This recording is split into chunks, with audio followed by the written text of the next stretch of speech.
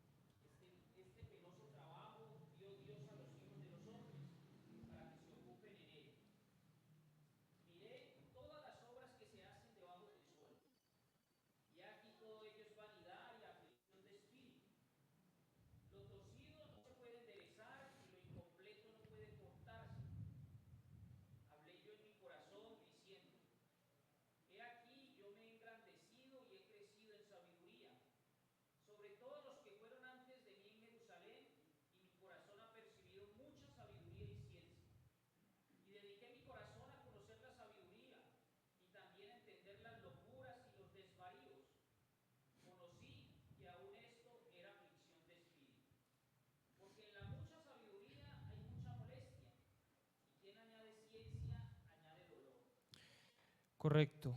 Permítanme una vez más, hermanos, leer en favor de ustedes. Esta vez voy a estar leyendo NBI por razones que les compartí el domingo pasado. Dice: yo, el maestro, reiné en Jerusalén sobre Israel y me dediqué de lleno a explorar e investigar con sabiduría todo aquello que se hace debajo del cielo. Penosa tarea ha impuesto Dios al género humano para abrumarlo con ella. Y he observado todo cuanto se hace bajo el sol y todo ello es vanidad. Es correr tras el viento. No se puede enderezar lo torcido, ni se puede contar lo que falta. Me puse a reflexionar. Aquí me tienen, engrandecido y con más sabiduría que todos mis antecesores en Jerusalén, habiendo experimentado abundante sabiduría y conocimiento. Me he dedicado de lleno a la comprensión de la sabiduría y hasta conozco la necedad y la insensatez. Pero aún esto es querer alcanzar el viento. Francamente, mientras más sabiduría, más problemas. Y mientras más se sabe, más se sufre.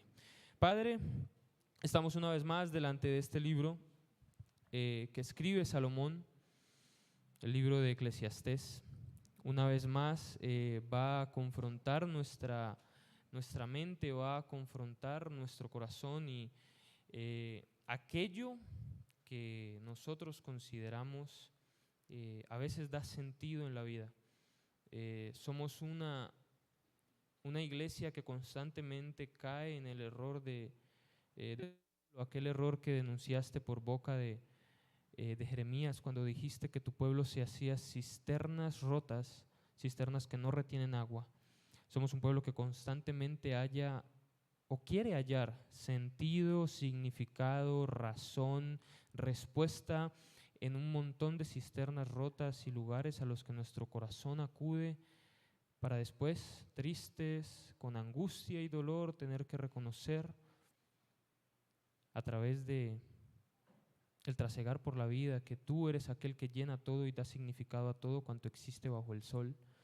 Y a veces con necedad en nuestro corazón debemos reconocer que vamos persiguiendo el viento, vamos detrás de cosas que no dan sentido, ni satisfacen, ni llenan completamente. Aquí está el predicador, aquí está Salomón, dándonos un espejo de aquello que él buscó, de aquello que él encontró y de aquel consejo que quiere darnos a nosotros. Danos por favor sencillez, humildad de corazón para, como compartimos el domingo, aprender a través de la metodología y pedagogía de Proverbios, consejo de tu guía, de tu sabiduría, y no aprender a través de la metodología o pedagogía de Eclesiastés, a través de pensar que yo necesito salir, experimentar, chocarme, equivocarme, perder, lastimarme para tener que aprender. Se puede aprender siendo sabio y se puede andar en esta vida siguiendo tu consejo y no, como dice el mundo, por su propia cuenta y acumulando cicatrices en el camino. En el nombre de tu Hijo lo pedimos. Amén. Bueno, mis hermanos, esta es la porción para el día de hoy. Empezamos el estudio diciendo que aquí el predicador está intentando resolver una pregunta muy humana, y es la pregunta de ¿cuál es el sentido de todo lo que hacemos debajo del sol? Y dimos la base de que es una pregunta que tanto impíos como creyentes se hacen, ¿no? Aclaramos que es un predicador, un hijo de Dios, y que si somos sinceros con nosotros mismos, no es algo que solamente le suceda a los inconversos. O sea, nosotros no decimos, solamente los inconversos no entienden esta vida, para nosotros los cristianos es muy claro. No, dijimos, si somos sinceros con nosotros mismos, hay situaciones, circunstancias intrínsecas de la vida que yo no entiendo. No sé por qué suceden, no sé por qué el Señor las permite. Y estuvimos desenvolviendo esa idea, ¿no? Les regalé una herramienta para la interpretación y a lo largo de todas las enseñanzas voy a ir dándoles más herramientas, pero la primera que les di fue Hebel, ¿no? ¿Recuerdan qué es Hebel? Es vapor, vanidad de vanidades. Es lo que debe venir a nuestra mente cuando leemos vanidad de vanidades o todo es vano, lo que dice el predicador es Hebel. Y Hebel, dijimos, no es un concepto, no debe ser visto como una definición, sino como una imagen, vapor. ¿Qué nos debe traer a la mente? Que la vida debajo del cielo es así, es como el vapor, es enigmática porque no me permite ver lo que hay delante de mí, pero también cuando la quiero agarrar, me ocurre entre los dedos, pienso que está cerca, que ya lo encontré, que ya sé que es lo que le da razón a esto, y cuando llego, no está ahí. Eso es Hebel, eso es vapor, y nos va a ayudar a interpretar mucho mejor lo que dice el predicador. Ahorita el predicador ingresó entonces en su primer campo de búsqueda, en su primer campo de exploración, donde él va a intentar darle sentido a la vida, y estamos hablando del conocimiento, ¿sí? Y antes de adentrarnos en eso, quiero que veamos cómo él ha cambiado su sermón. Establecimos también que lo que tenemos aquí es un sermón, ¿no? De un predicador. Y como sermón, él lo va a dividir en una estructura. Todo sermón tiene una estructura y cada predicador tiene una forma particular de predicar y de estructurar sus sermones. Salomón lo hace a través de perspectivas o voces, ¿sí? Es la segunda herramienta que les voy a regalar, apúntenla por allí porque va a ser muy útil. Las tres voces que utiliza Salomón son narrador, buscador y observador, ¿sí? Van a haber veces en las que vamos a encontrar a Salomón como un narrador. De hecho, así empezó él. Noten, versículo 1, palabra del predicador, hijo de David. Noten que él está narrando en tercera persona, como si el hijo de David y el predicador fuera otro, como si él estuviera contando un cuento. Esta es la palabra del predicador, hijo de David, rey en Jerusalén.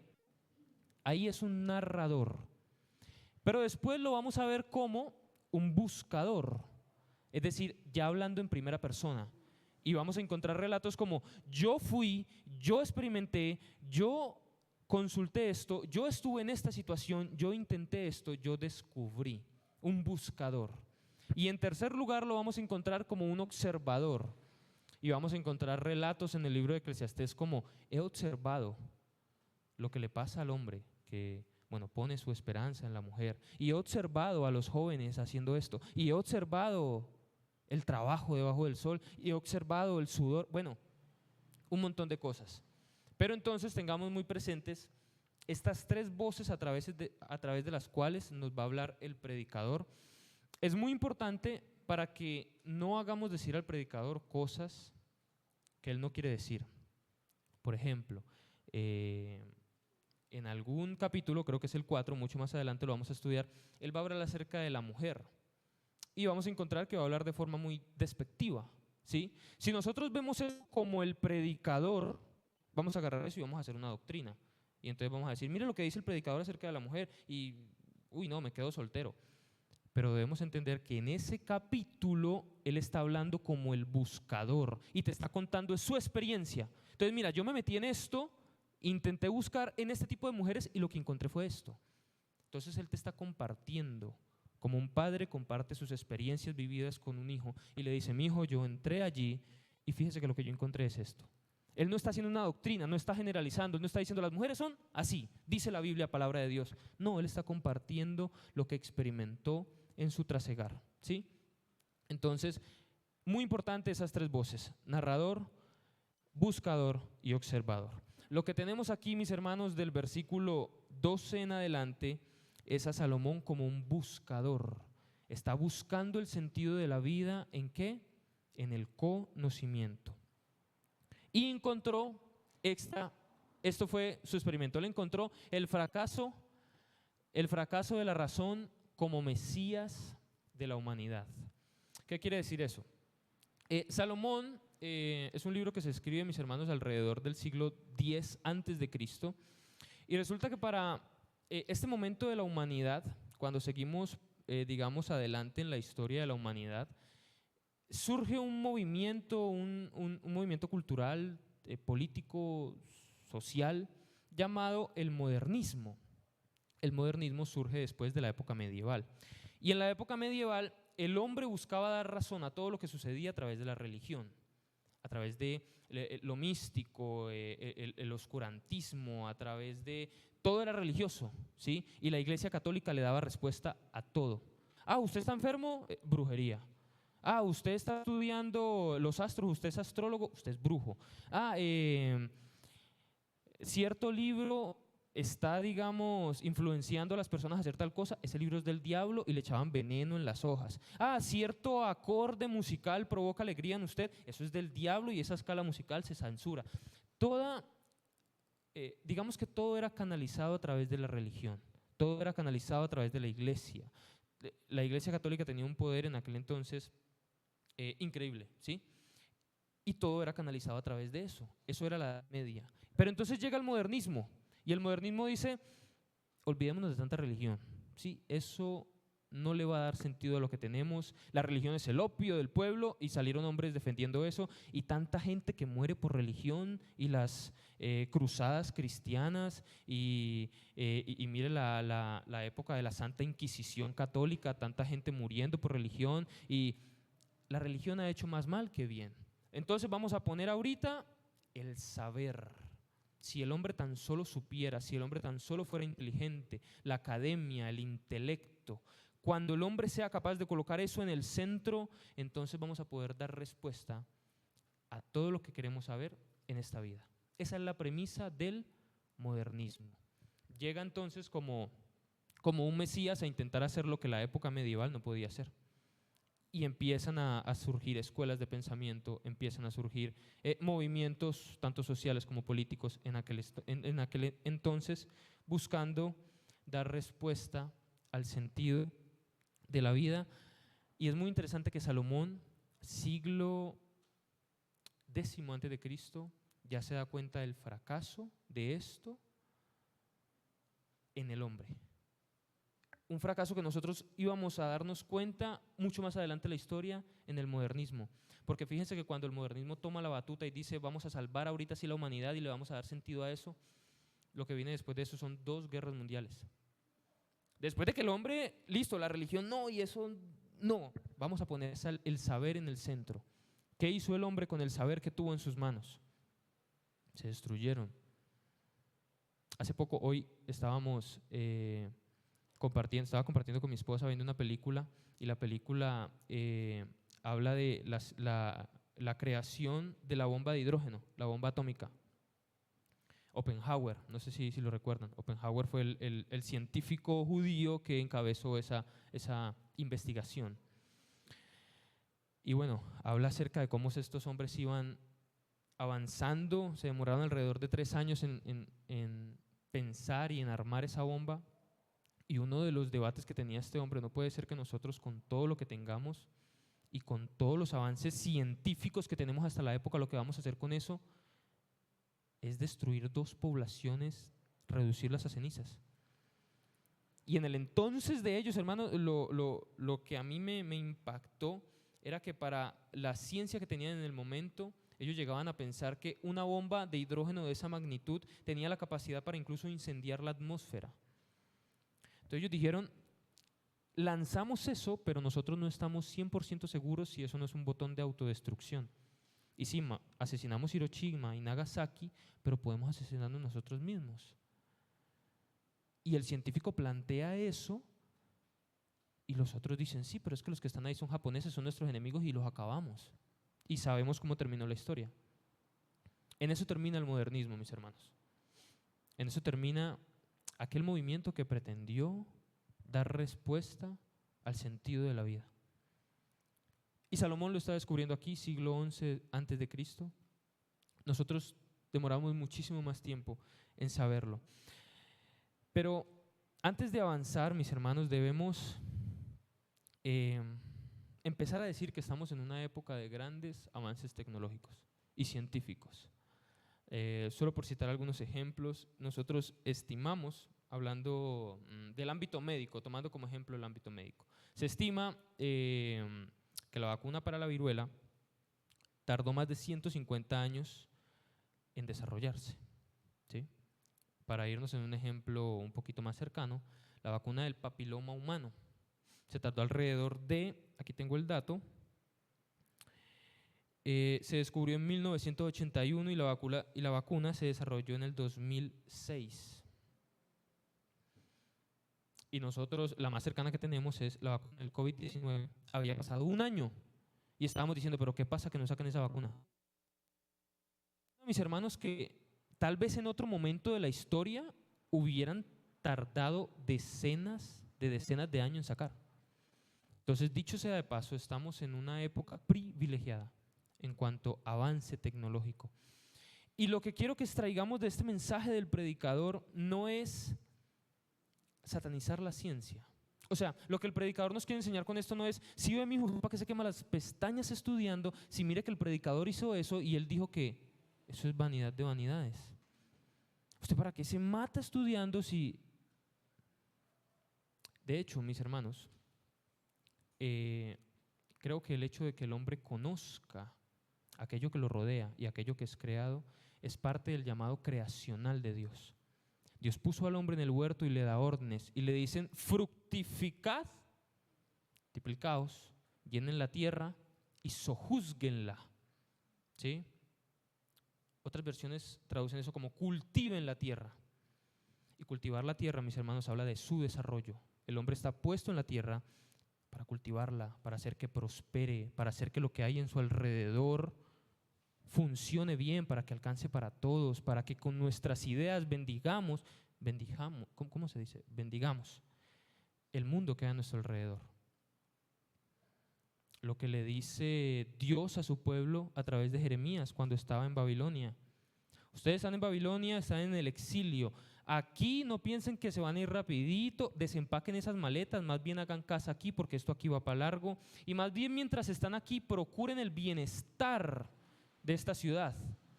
Imagínense un judío pensando, ¿yo cómo voy a poner los mejores años de mi vida para una nación impía? ¿Cómo Dios me está pidiendo que yo dé mis ideas, mi esfuerzo, mi saber, mi conocimiento a que una nación impía progrese? Y el Señor les dice, ustedes deben buscar el bien, progresar esta ciudad, hacer que esta ciudad progrese. Hemos sido puestos, mis hermanos, para hacer que el mundo desarrolle.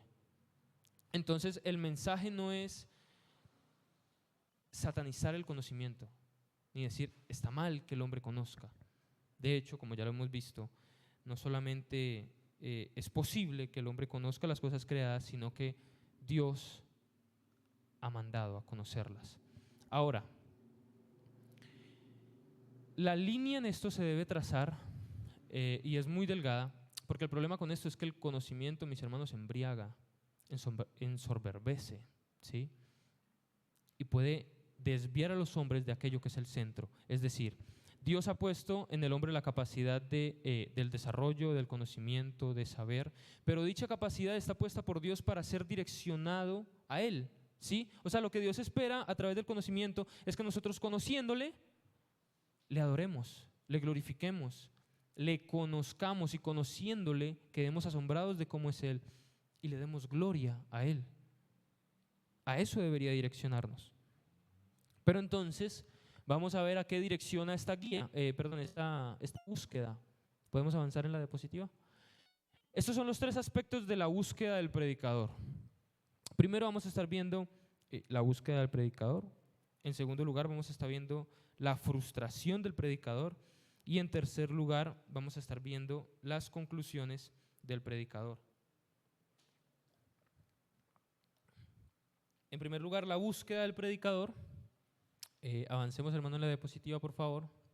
Verso 12, está en el verso 12, dice: yo, el maestro, reiné en Jerusalén sobre Israel y me dediqué de lleno a explorar e investigar con sabiduría todo cuanto se hace bajo el cielo. Penosa tarea ha impuesto Dios al género humano para abrumarlo con ella. Lo que estaba pensando entonces este hombre es un poco de la premisa que tenía el modernismo en nuestra época, ¿no? Y la escribí aquí. Lo que él estaba pensando era algo así: si me entrego a la ciencia del conocimiento, si estudio cómo funciona el mundo y las personas debajo del sol, entonces podré entender el sentido de la vida. Salomón se entregó para aquello que le era revelado para el momento que estaba, ¿no? O sea, la ciencia que él tenía en aquel momento se sumergió completamente en ella. Era un hombre que sabía de botánica, de arquitectura, de arte, de construcciones, de política. Era un rey. Y aparte de eso, más sabio que todos los reyes antes de él. Y eso involucra a David. Y este hombre, con esta cantidad de conocimiento, miren a la conclusión que llega: penosa tarea ha impuesto Dios al género humano para abrumarlo con ella. ¿Y qué fue lo que lo llevó a ese tipo de conclusiones? El problema, mis hermanos, esa es, hermano. El problema, mis hermanos, está en el enfoque. Como lo decía al principio, se debe trazar una línea, ¿sí? Y esa línea es muy delgada, mis hermanos, y les voy a decir por qué. Porque la manera en la que usted ve el mundo va a determinar usted cómo se acerca al mundo. ¿Sí? Permítame repetir eso. La manera en la cual usted ve el mundo, percibe el mundo, va a determinar usted cómo se acerca al mundo. ¿Sí? Tengo allí el ejemplo. Para los griegos, epicúreos, estoicos, bueno, todas estas raíces de pensamiento que surgen, la materia era mala. Entonces, si usted está pensando que la materia es mala, ¿usted se acerca a estudiarla? No, porque es malo. Y todo lo que produce de materia es malo. Y más bien nuestros pensamientos deben estar en lo inmaterial. Y entonces sale Descartes argumentando acerca del mundo de las ideas, ¿no? Y cómo todo lo que hay aquí es simplemente una copia de lo que está allá. Y debemos mantener nuestra mente es allá, porque la materia es mala. O si usted cree, por ejemplo, como creen los panteístas o el hinduismo, que la materia toda es santa y allí mismo está Dios, usted no se va a acercar a estudiarla, porque no ve que eso es santo. Entonces en la India, abrir una vaca para hacer un experimento o para hacer alguna consulta, alguna averiguación, no, ni se le ocurra. No ve que eso es santo, no ve que allí está Dios. Entonces la manera, mis hermanos, en las que nosotros vemos lo que nos rodea va a determinar cómo nos acercamos. La cosmovisión bíblica y el cristianismo no enseñan ni que la materia es mala, ni que la materia es Dios. Más bien nosotros vemos la materia y lo que nos rodea como un escenario a través del cual Dios manifiesta lo que es. Y entendemos toda la creación como ese escenario o ese espejo que nos refleja un poco de la grandeza, la creatividad, el poder, la omnisciencia, omnisapiencia, superioridad, autoridad y un montón de atributos más de Dios. Para nosotros la creación es un escenario en el que Dios sorprende nuestra mente y va mostrándonos su capacidad de creación. Entonces, puesto que la fe cristiana no ve la materia como algo malo, como si los griegos, o como algo divino, como el panteísmo y el hinduismo, sino como un escenario donde Dios revela parte de su persona, por consiguiente no solo es posible, sino que es bueno que el ser humano conozca, siempre teniendo claro, mis hermanos, esa línea que quiero establecer esta noche. Lo que el Señor nos permita conocer, mis hermanos, saber. Sé que entre nosotros hay muchos hermanos que han hecho de las ciencias biológicas, ciencias naturales, ciencias exactas han hecho su vocación, hermano, sepa que es un llamado de parte del Señor y es bueno que usted conozca y profundice en eso. Pero aquel conocimiento debe llevarlo a glorificar al Señor. Así debe funcionar. Porque si no, sucede lo que pasa en la Escritura, allá en Romanos, cuando dice, profesando ser sabios, se hicieron necios. ¿Por qué? Porque hicieron un intercambio y cambiaron la gloria de Dios por cosas que cambiaron al Creador por las criaturas. Allí el hombre se vuelve necio, persigue el viento.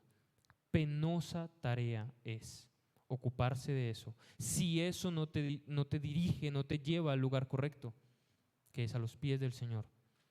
Decir, Señor, qué increíble cómo funciona todo esto. Qué increíble cómo lo dice el mismo predicador, cómo todos los ríos van al mar, el mar no se llena. Qué increíble cómo Dios revela a Job que él fue el que le puso límite a las olas. Y le dijo, hasta aquí va a llegar el ímpetu, el orgullo de tu braveza. Qué increíble el universo. Y qué increíble cómo todo eso que conocemos revela acerca de Dios, la inclinación de la tierra, cómo es tan perfecto. Pero el hombre se hace necio cuando considera todo eso y dice, es resultado del azar. Porque en lugar de que ese conocimiento lo lleve a Dios, lo lleva a otro montón de cosas. Es como, mis hermanos, considerar un reloj, la maquinaria de un reloj. Engranajes, tiene un cableado interno, un centro que puede ser de muchísimos materiales, pero todas sus piezas funcionan en simultáneo, en armonía, es un equipo perfecto, capaz de medir el tiempo basándose en los meridionales, porque de hecho, entre otras cosas, por eso se dice PM y AM, ¿no? PM es postmeridiano y AM es antes del meridiano, que son las líneas, cuando se ubica en el mapa, las líneas verticales y horizontales. Y ese equipo es capaz de medir, a través de las medidas de tiempo que tenemos, segundos, minutos, horas, capaz de medir el tiempo exacto y dárselo en su muñeca. Y usted ver toda esa perfección y decir, ah, claro, es que un día, en un taller, habían muchas piezas, muchos engranajes, y fíjate que al dueño del taller se le vino abajo una estantería, y eso hubo un desastre, y cuando él levantó la estantería, había un relojito ahí armado, y pues lo vendió. ¡Qué necio! Qué necio que viendo yo esta perfección y cómo funciona este artefacto, yo diga, ah, sí, seguramente alguien agarró una bolsa llena de tuercas, la tiró, y cuando la fue a recoger, había un reloj armadito. ¿Qué necedad? O considerar, por ejemplo, no sé si han visto fotos de el monte Rushmore en los Estados Unidos. Es el monte que tiene esculpidas las imágenes de los presidentes, desde Lincoln hasta, bueno, un montón. Y uno llegar allá y verlo y decir, oiga, ¿cómo tuvo que haber llovido de duro para que la lluvia esculpiera eso ahí con todo el detalle y le pusiera hasta gafitas? Y no, seguramente ese monte se esculpió porque hubo granizo. Y entonces llovió el granizo y el granizo le pegaba a esa roca y, hermano, penosa tarea, correr tras el viento. Cuando el conocimiento no te lleva a los pies del Señor y adorar al Señor, decir, Señor, tu mente es una cosa sorprendente. Entonces, profesando ser sabios, se hacen necios.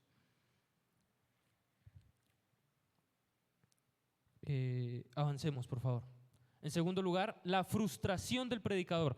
¿A qué viene su frustración? Verso 13. Y me dediqué de lleno a explorar e investigar con sabiduría todo cuanto se hace bajo el cielo. Penosa tarea ha impuesto Dios al género humano para abrumarlo con ella.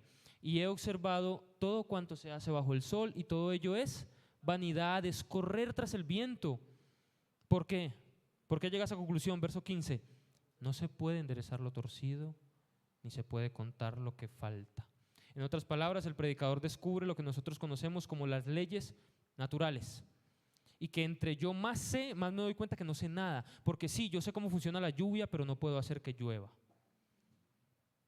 Y yo sé cómo funciona la fotosíntesis de la flor, de la matica, pero no sé cómo hacer que funcione. Y no la puedo controlar a mi amaño. Y no puedo hacer que ella haga fotosíntesis a la hora que yo quiera. Y no puedo hacer que funcione como yo quiero que funcione. Esa es la frustración del predicador. Yo conozco, sí, pero entre más conozco me doy cuenta que hay cosas que escapan de mi órbita. Y no sé cómo funcionan. Y lo que puede hacer el hombre cuando llega ante una puerta cerrada, porque hermano, nuestro conocimiento es limitado, lo que puede hacer el hombre ante eso es, o se vuelve necio y dice, claro, pues el azar, o cae rendido ante los pies del Señor. Y dice, Señor, tu mente en la creación es muchísimo más superior a la mía, alabado seas por eso. Glorificado seas por tu diseño, por tu obra perfecta, por cómo esto encaja, porque mi mente no lo entiende. Pero gracias por permitirme llegar hasta este punto. Entonces, cuando usted, mi hermano, llega hasta, el conocimiento lo lleva hasta una puerta cerrada y usted empieza a cambiar la gloria de Dios por otro montón de cosas, allí es necio, es vano, es correr tras el viento. El conocimiento no sirve de nada, porque entre más conocimiento se tiene, más se sabe que no se sabe nada. Y entre más bebo, más sed tengo. Es como beber agua del mar, no sacia la sed. Avancemos, por favor. Las conclusiones a las que llega el predicador. Verso 16, esta es la conclusión. Me puse a reflexionar. Aquí me tienen, engrandecido y con más sabiduría que todos mis antecesores en Jerusalén, habiendo experimentado abundante sabiduría y conocimiento. Me he dedicado de lleno a la comprensión de la sabiduría y hasta conozco la necedad y la insensatez. ¿Por qué conoce la necedad y la insensatez? Porque la sabiduría no lo llevó a glorificar al Señor, ¿sí? Porque hizo el intercambio.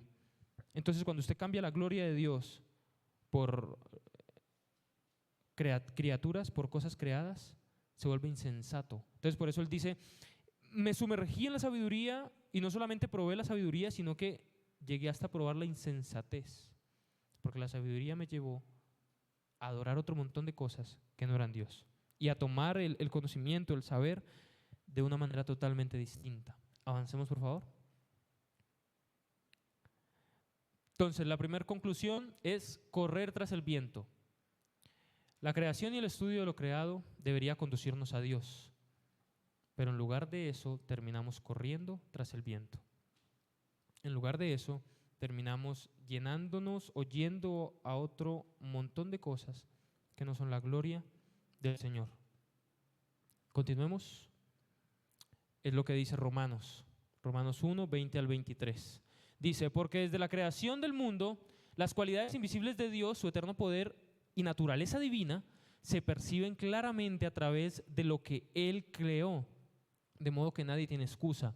A pesar de haber conocido a Dios, el intercambio, no lo glorificaron como a Dios ni le dieron gracias, sino que se extraviaron en sus inútiles razonamientos y se les oscureció su insensato corazón. Aunque afirmaban ser sabios, se volvieron necios y cambiaron la gloria del Dios inmortal por imágenes que eran réplicas del hombre mortal, de las aves, de los cuadrúpedos y de los reptiles. El hombre, profesando ser sabio, se hizo necio, porque intentaba entonces en la ciencia apartarse del Señor y llegar a otro montón de cosas. Y cuando nosotros caemos en eso, mis hermanos, estamos cayendo en necios razonamientos.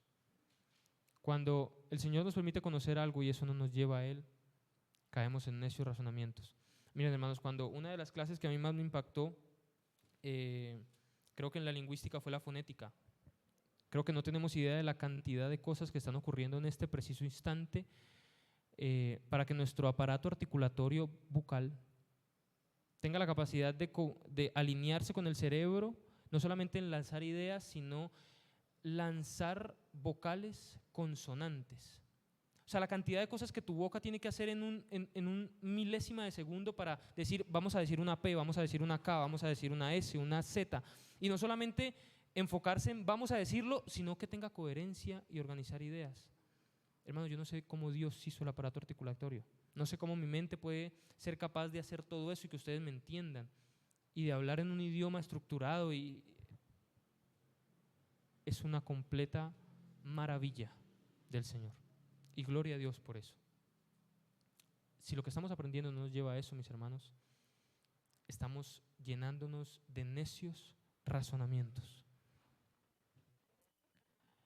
Y angustia y dolor. ¿Por qué angustia y dolor? Porque entre más sé, más me doy cuenta que no sé nada. Y entre más creo que ya voy a llegar y ya vamos a llegar, ya nos falta poco, estamos cerquita de llegar a Marte. Y cuando llegamos nos damos cuenta que, listo, llegamos, pero ahí no se puede cultivar nada. No, y vamos a ver si cultivamos una semilla y sacamos esta semilla y la ponemos aquí, pero después resulta que sale otra cosa. Y bueno, y llegamos allá y entonces dicen, bueno, ¿y el océano? No, pues no tenemos ni idea. Y entre más el hombre sabe, se da cuenta de que en realidad no sabe nada. Y se mete en una rueda como si fuera un hámster. Y da vueltas y da vueltas y da vueltas y da vueltas. En la misma situación. Por eso dice que eso aumenta la angustia y el dolor. Francamente, mientras más sabiduría, y así termina, esa es la segunda conclusión. Francamente, mientras más sabiduría, más problemas, mientras más se sabe, más se sufre. Reina Valera dice, porque en la mucha sabiduría hay mucha molestia, hay quien añade ciencia, añade dolor. Avancemos. Y quiero, mis hermanos, terminar con este pensamiento. Espero puedan seguirme bien en esta idea. Hay puertas de conocimiento que Dios ha cerrado al hombre, ¿sí? Aquellas cosas que no sabemos, aquello que Dios no nos ha permitido conocer, es quizás para que el hombre se plantee la posibilidad de que dicho conocimiento no está en él mismo. ¿Qué quiero decir con esto? El hombre, cuando se estrella, mis hermanos, con la realidad de que entre más quiere llenarse de conocimiento, menos sabe, y de que entre más se sumerge en la ciencia, más vacío está y no lo sacia,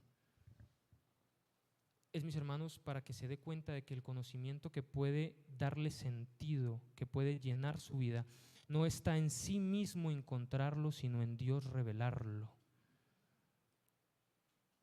El conocimiento, mis hermanos, que puede librar al hombre de su angustia, de su dolor, que puede darle sentido al hombre, a la vida del hombre, no está en la capacidad del hombre encontrarlo. Fíjense qué ironía establece Dios, porque por la sabiduría del hombre nadie conoció a Dios, sino que Dios tuvo que darse a conocer. Qué irónico, mis hermanos, que el hombre busca el sentido de la vida en el conocimiento, y aquel conocimiento que le da sentido a la vida no le es dado a él saberlo, sino que está oculto en Dios. Y es Dios quien se lo da y se lo revela. Y síganme todavía en el pensamiento, porque la ironía no acaba aquí. Qué irónico, mis hermanos, que este pensamiento, que es capaz de librar al hombre de su angustia, de su dolor, del sinsentido de la vida, del vapor, no le fue dado a la Facultad de Ciencias de Harvard, no le fue dado a los científicos, no le fue dado a la Facultad de Letras, de Derecho, de licenciados. Ese conocimiento le fue dado a la humilde iglesia. El conocimiento de darle al mundo sentido, razón, esperanza a la vida, no le fue dado a los sabios de este mundo, no le fue dado a la facultad de filosofía, a la universidad más prestigiosa que venga a su mente, le fue dado a la iglesia de chancletas, de a pie. Le fue dado a la iglesia humilde, que no somos ni poderosos, ni influyentes, ni tenemos dinero. Pero el Señor nos ha dado a nosotros ese gran conocimiento para impartirlo al mundo. Es lo que plantea, avancemos por favor. Es lo que plantea Efesios capítulo 3, verso 8. aunque soy el más insignificante de todos los creyentes, recibí esta gracia de predicar a las naciones las incalculables riquezas de Cristo y de hacer entender a todos el plan divino, el misterio que desde los tiempos eternos se mantuvo ¿qué? Oculto en Dios, creador de todas las cosas. El fin de todo esto es que la sabiduría de Dios en toda su diversidad se dé a conocer ahora por medio de la iglesia a los poderes y autoridades en las regiones celestiales. Dios le da, mis hermanos, ese gran conocimiento a su iglesia. Qué irónico trabaja el Señor. Porque si nosotros, hermanos, tuviéramos la tarea, si tuviéramos el objetivo de llenar la tierra con un mensaje, y usted tiene esa tarea y es su responsabilidad llenar la tierra de un mensaje, yo no sé ustedes, pero yo me rodeo de ingenieros, yo me rodeo del equipo de Silicon Valley, de Google, me rodeo de community manager, yo me rodeo de influencer, yo me rodeo de gente así. Pero como el apóstol Pablo dice, considere cada uno de ustedes su vocación, que no es ninguno ni fuerte, ni poderoso, ni sabio, pero el Señor le agradó darse a conocer a través de la locura de la predicación y nos la daba a nosotros, hermanos, a la congregación, a la iglesia del Señor, para darle al mundo el conocimiento que sí le puede dar sentido a su vida, para darle al mundo la oportunidad de dejar de correr detrás del viento. Ese es el conocimiento que tenemos, mis hermanos, y ese es el tesoro que tenemos en estos vasos de barro. Démoslo a conocer. Padre, gracias porque has puesto en nosotros la capacidad de explorar, de razonar, de pensar. Y queremos darte gloria a través de eso. Gracias por poner eso en nosotros. Ayúdanos. Sé que a veces tenemos muchos planes en cuanto a estudiar, saber, conocer. Sé que esa motivación es buena. Sé que tú quieres que el ser humano se desarrolle como ser humano y que no estás en contra de nuestro desarrollo, pero lo que sí dejas muy claro en tu escritura es que no te gusta para nada cuando el hombre cambia el conocimiento que tú le permites tener por cosas creadas, por su necio razonamiento, y en lugar de llegar delante de ti, va delante de otro montón de cosas, dándole explicaciones necias y sin sentido a aquello que tú has hecho. Hoy te alabamos por tu diseño, por tu creación y por presentarnos, Señor, la sabiduría que queremos utilizar prudentemente como un instrumento que glorifique tu nombre, pero sabiendo que ya el predicador demostró que allí el sentido de la vida no está. Porque entre más se bebe del mar de conocimiento, más sed se tiene. Ayúdanos a hacer del conocimiento una herramienta útil en tus manos y de bendición para los que nos rodean. En el nombre de tu Hijo. Amén.